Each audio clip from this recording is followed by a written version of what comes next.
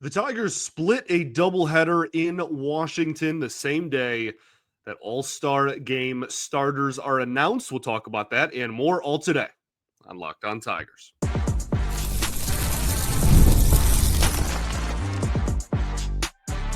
You are Locked On Tigers, your daily Detroit Tigers podcast. Part of the Locked On Podcast Network, your team every day.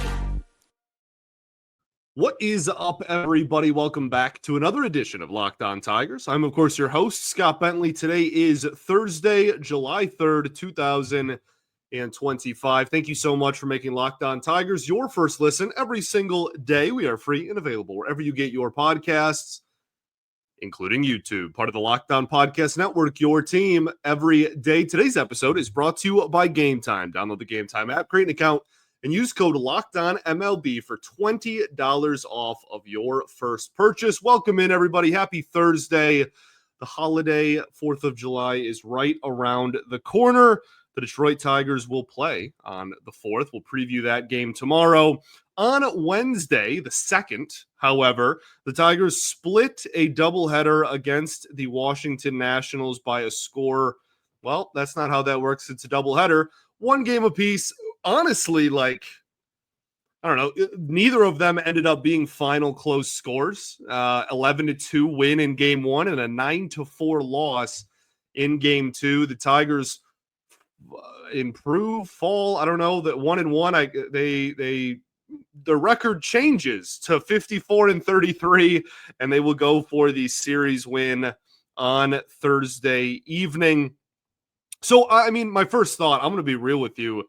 I am not very disappointed or upset by this. I'm pretty fine with the split. It's annoying because they had a lead late in game two. And that game in a vacuum is very frustrating. And we'll talk obviously about Tommy Kahnle and kind of the implosion that was the Tigers bullpen there at the end. But all things considered, the only thing that went catastrophically wrong in 18 innings was Tommy Kahnle. The offense was able to put up good enough at-bats against Mackenzie Gore to knock him out of the game in, early-ish. And it wasn't super early, but he didn't go six. They hit the bullpen as well, scored off a bad bullpen. Had the lead going into the eighth, where at the time, you had two sub-2 ERA guys that were going to pitch 8 and 9, and you won game one by a billion. They played well for 18 innings or 17 innings. I liked the performance all day. I liked the at-bats in both games. It's again frustrating because you could have had two, but I think the team looked good in both games. And just in general, a rule that I talk about all the time here is doubleheaders are hard to sweep. So frustrating, but not the end of the world. And I think the team actually looks pretty good. What went right? Riley effing Greene. 2 3-run homers in game one. He had 6 RBIs, 2 plate appearances into the game. The first one is diabolical. The first home run he hit is disgusting. Doing that in the nation's capital should be a crime. He was so far out in front of that pitch.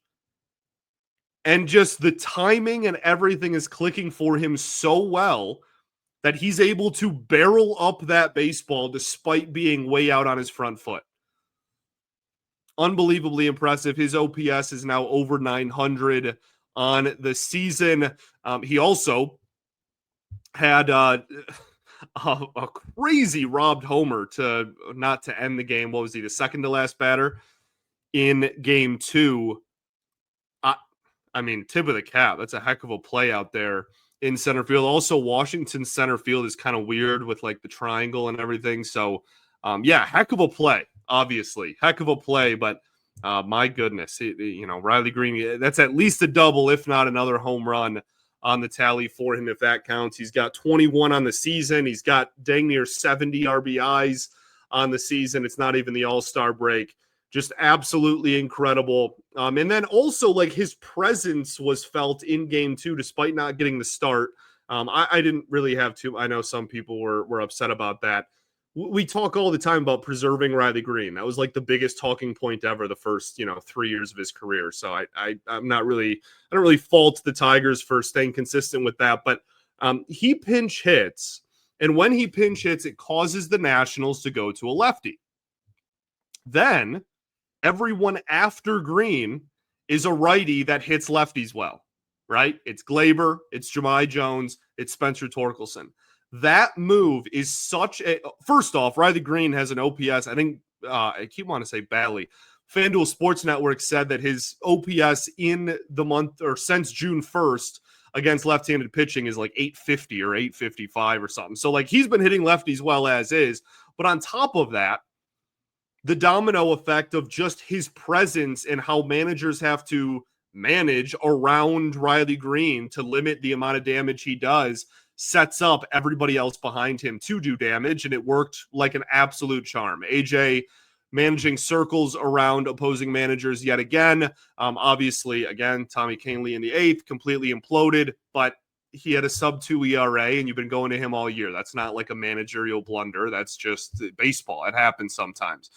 So Riley Greene was, I think, kind of without a doubt, the MVP of the day. But speaking of Jahmai Jones, had a fantastic day in game 2, went 2 for 3, and then obviously had the huge hit into the gap that would have been the go-ahead and game-winning run had Tommy Kahnle not completely coughed it up. Obviously, we'll talk about that when we get to it, but we're starting with what went right because I said so, by the way. I don't know. Vibes are good. We're just going to roll with it.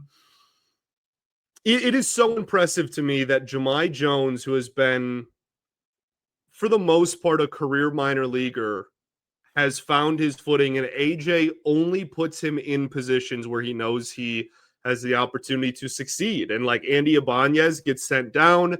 He hasn't been hitting lefties right. He loses his spot. Jahmai Jones fills that gap and has been absolutely crushing left-handed pitching in a Tigers uniform.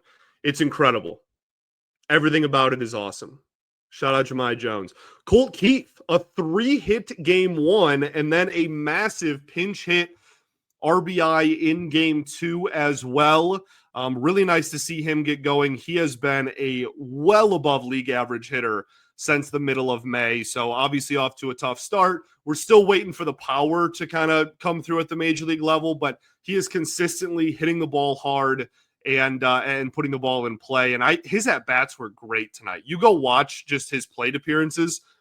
That's a guy that is locked in and dialed in. You know, he is spitting on everything out of the zone. He's looking to hit everything in the zone hard. I was really, really impressed with his at-bats throughout the day. Gleyber Torres, more solid at-bats, gets announced as an all-star game starter in the middle of game 2. That was kind of cool. Obviously the same thing for Javi and Griley. We'll talk about that at the end of the show, but obviously he just continues to be a competitive, really like impossible at bat from a pitcher's perspective. He doesn't expand the zone. He doesn't swing and miss in the zone. Like, what do you do? What do you do? What do you do? He had a couple of walks and a hit throughout the day. Let's talk about Zach McKinstry, who had a great day. We'll talk about Jake Rogers, who finally breaks through with some offense. And then we will talk about pitching, which we have yet to do yet. All after this. First, though, going to talk to you all about our friends over at Game Time. We've all been there. You're logging on early and waiting for concert tickets to go on sale, only to lose your spot for a show you've been dying to see. Live music should be about making memories, not dealing with the stress of ticket shopping.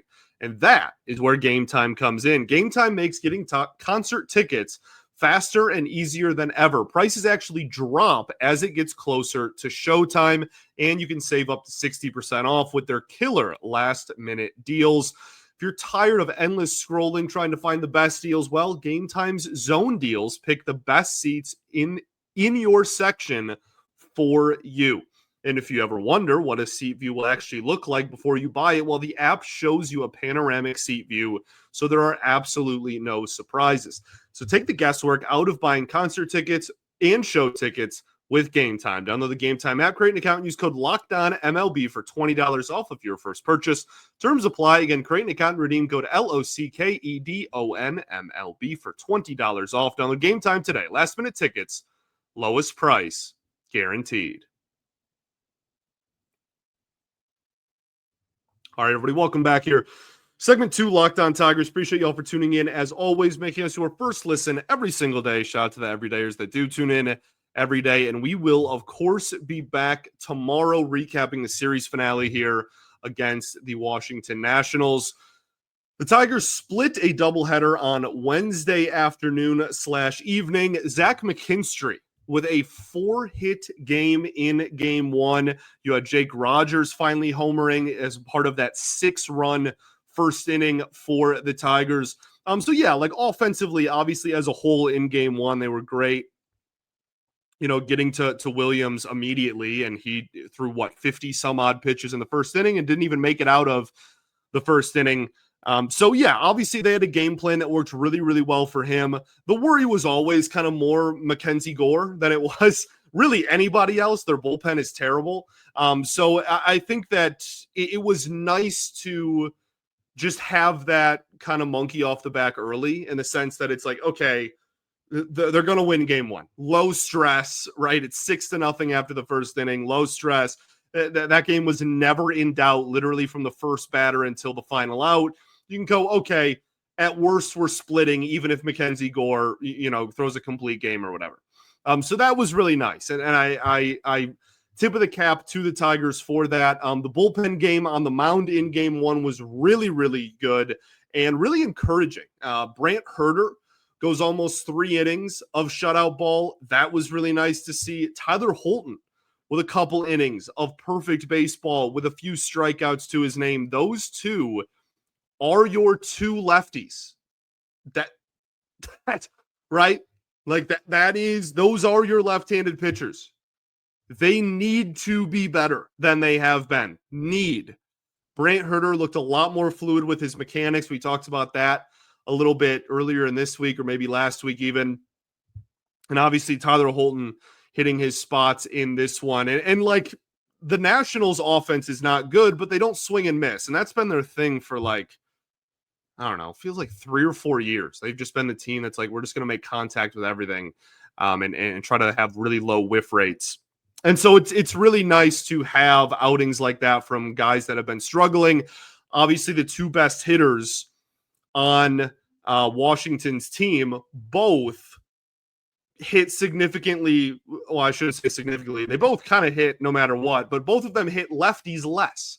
So the more that you can have a lefty on the mound, the better you are going to fare against the Nationals kind of in general. And then Dylan Smith actually threw the most innings out of anybody in the bullpen game. 3 1/3, no earned runs, and a 1.38 ERA he now boasts after this game. Offensively, Torkelson again had a home run in game 1, had a double in game 2 that was an RBI, also smoked a line drive in game 1 that, again, center field, crazy play. So tip of the cap again, but he was kind of crushing the ball all day. I thought his at-bats were really solid, which is great to see. Also great to see Matt Vierling just back in general. I thought he had some pretty decent at-bats too, had a walk in this ball game, but just seeing him out there healthy, looking good, I think is really more important than anything else. And then back on the pitching side of things, to put a bow on what went right, Chase Lee. I have been so vocal about how impressive this dude has been in a Tigers uniform. His ERA is now 2.17 on the season. I think the world of Chase Lee. I think he is stellar. 2 innings of perfect baseball with 3 strikeouts. Righties, I don't know how any right-handed hitter hits him ever.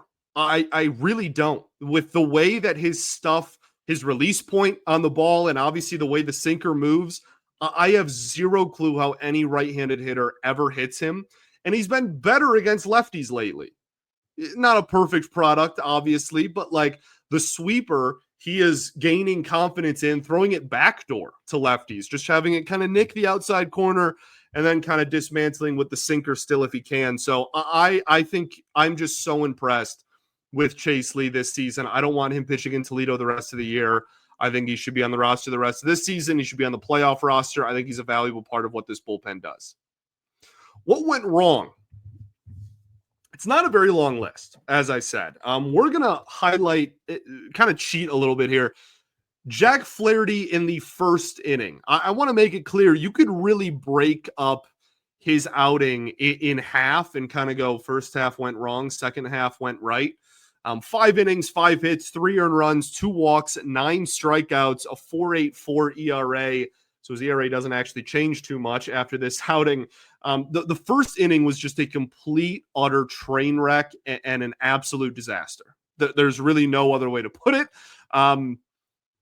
He had no clue where any pitch was going. He could not get a swing and miss, really, on anything. They were making contact with everything. They were hitting singles everywhere.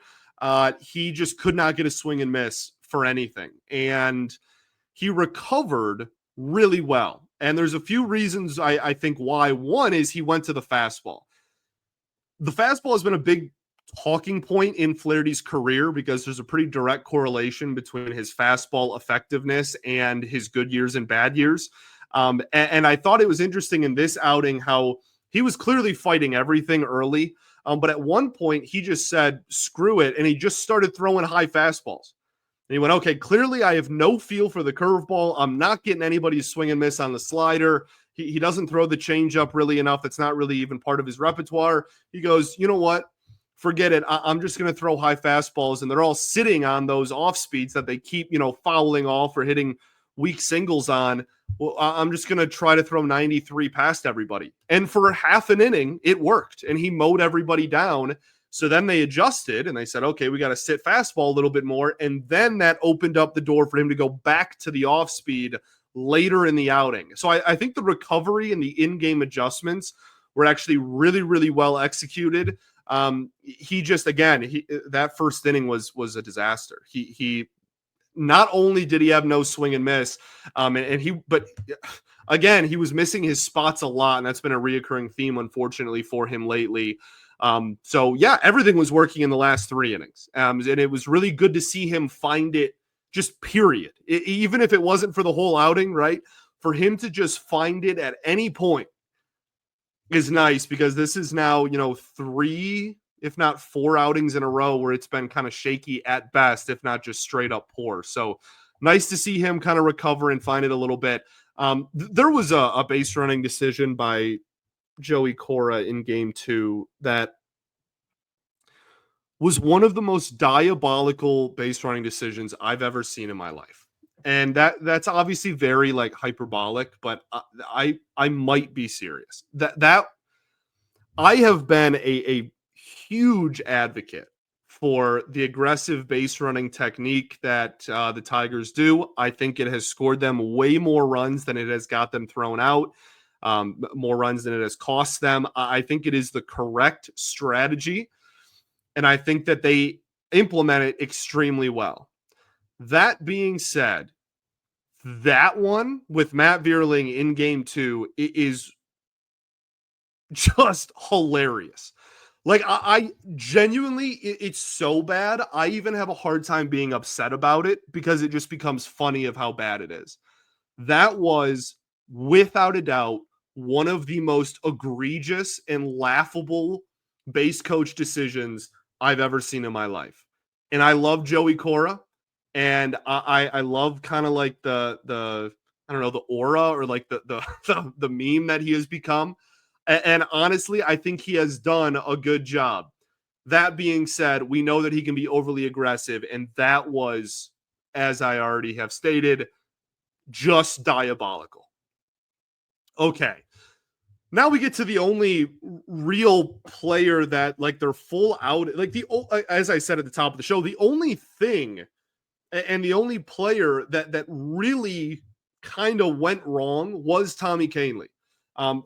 Kind of concerning because a trainer walked out there and took a look And then he was like, I'm fine. And then he proceeded to have the worst outing of his season.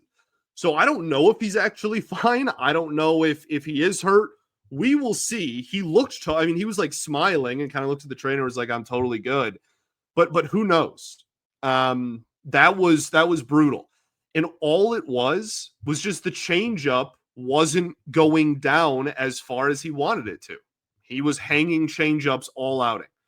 Hung one to CJ Abrams, couldn't find the strike zone against James Wood, and then the next three hitters pretty much just left changeups at their thighs. And it's like, well, that's not going to cut it. And like he had a sub 2 he had like a 1.7 ERA going into this outing. My opinion of Tommy Kahnle has not changed. I think he's the second highest leverage reliever on this team. I think he should still get the eighth inning. Just a bad outing. It happens. It's an 162 game season and it's a doubleheader. It happens a lot. Everything's okay. But I think it really is telling. It's kind of frustrating because now like you have to win game 3 to win the series when I think the Tigers were legitimately the better team for 17 innings on Wednesday. But like Mackenzie Gore is really good. He's really good. And I thought the Tigers put together really solid at bats. Like the offensive performance against him, even though it was only one run, is not for me something that went wrong in this ballgame. They knocked him. He had 111 pitches through 5 1/3. Right? Like they pushed him to the most pitches he's thrown all year. It's a bad bullpen that already had to get used in game 1. So your goal is to just get Gore out of there. He's really good. You're not going to do a lot of damage.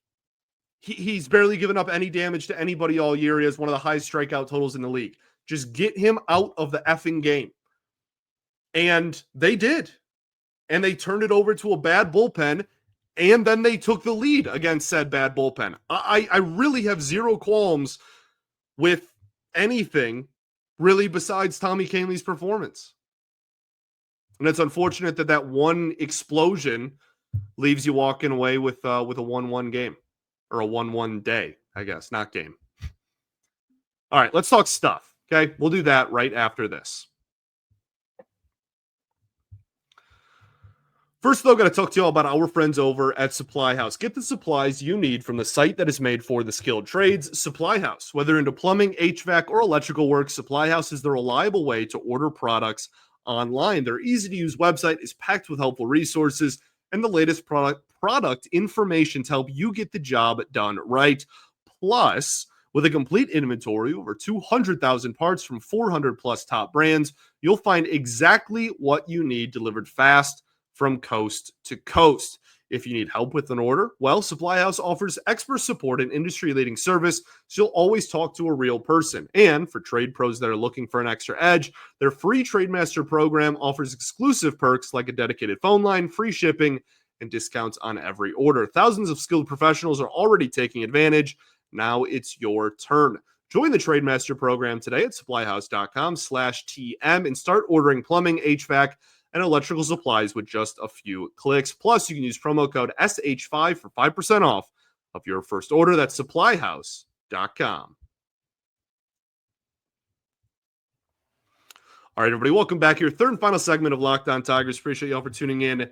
As always, we're on to stuff now. Something I thought was cool in this game was Dylan Dingler drew a walk.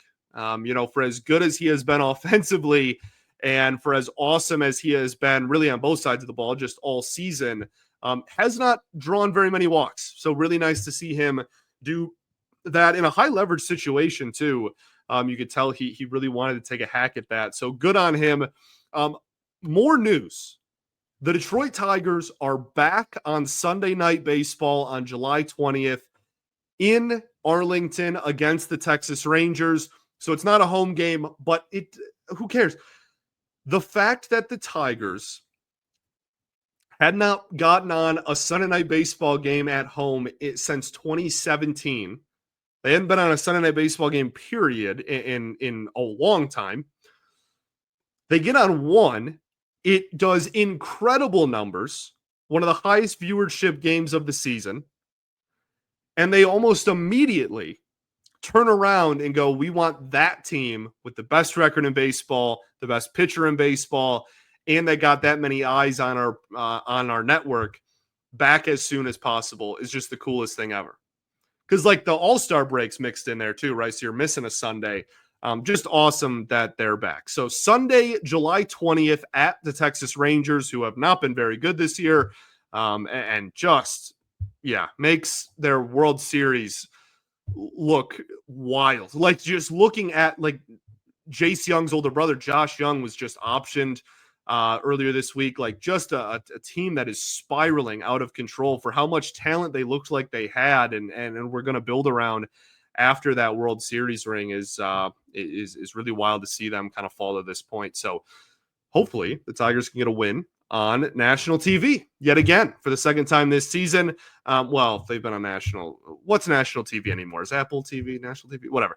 All-Star Game starters were announced during Game 2 on Wednesday as well. Gleyber Torres, Riley Greene, and Javier Baez all will not only make the All-Star Game, they will be All-Star Game starters in the American League. Gleyber at second, Greene in left, and Javi Baez in center field. Center field. So just to clarify, the American League All-Star Game, the American League's roster, okay, their outfield for the All-Star Game is Riley Greene, Javi Baez, and Aaron Judge. That is hilariously awesome. That's the coolest thing ever in the funniest way possible. Shout out Javi for turning it around. Undoubtedly the comeback player of the year in Major League Baseball. Riley Greene, OPS over 900, has been one of the best hitters in all of baseball this season, and that's with a disastrous 3-week stretch in April. Just awesome. And like pitchers and bench players haven't even been announced yet, right? McKinstry is going to be in the running for a bench spot. Torkelson going to be in the running for a bench spot. In the bullpen, originally, you think Tommy Kahnle. I think there's a chance one outing ruins that, not because one outing means the world, but his ERA literally went from 1.7 to like over 3. So there's in one outing. So there's a chance that Kahnle just pitched his way out of that, but Will Vest should get heavy consideration, if not just straight up get a nod. Casey Mize, I saw some discourse on him. I don't think so, just because of like the injury, and I think the American League just has a lot of really good starting pitchers, but like he has a sub-3 ERA and is going to have a couple more outings until the All-Star break. There's a chance that, he's in that mix. There is a lot of Tigers playing really good baseball, and we have not been able to say that for a long time. It's really exciting. Only other thing I want to bring up before we preview this final game is the Tigers, after Game 1, optioned Dylan Smith to AAA and called up Justin Henry Malloy. That was part of a flurry of roster moves that were made. Kerry Carpenter, obviously, to the injured list. Trey Sweeney called up. We talked about that.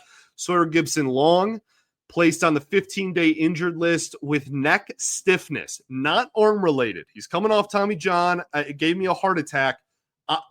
I'm okay. I'm okay. All right. It's neck stiffness. I think there's a lot worse things that it could be. Tyler Owens back, gets recalled. He pitched obviously in Game 1 of the doubleheader, and then Bailey Horn was the 27th man. So I'd imagine Bailey Horn gets sent back down. Tyler Owens, if he's replacing Sawyer Gibson-Long long-term, that's obviously an option. Dylan Smith gets sent down. Malloy gets called up. We will see. With Sawyer Gibson-Long gone, now there's a chance that Cater Montero could return to the major leagues as well. We'll see how they handle it in Cleveland this weekend, or even, for Game 3. We will see. In Game 3 of this series, which is today as you listen to this, it'll be Jake Irvin against Dietrich Enns. The Tigers should be favored in this game. You should win this game. Enns is going to have a short leash. You're probably going to have to lean on the bullpen a lot again, which really sucks after a doubleheader. But the only silver lining of Tommy Kahnle absolutely imploding when he did is that you didn't use Will Vest, I guess. So, I guess that's nice. But, Look, I could have been a lot better. Obviously, again, probably should have walked out of here 2-0, but really not the end of the world. You can still win this series, and splitting a doubleheader is pretty par for the course. So let's go do that and focus on Cleveland. Thanks for making Locked On Tigers your first listen every single day. Shout out to the everydayers that do tune in every day, and we will, of course, be back tomorrow. Be sure to check out MLB Game Night, as always, on the Locked On MLB YouTube channel. Every game, every night. Peace and love. Going to therapy's dope. I'll catch y'all tomorrow, baby. Go Tigers.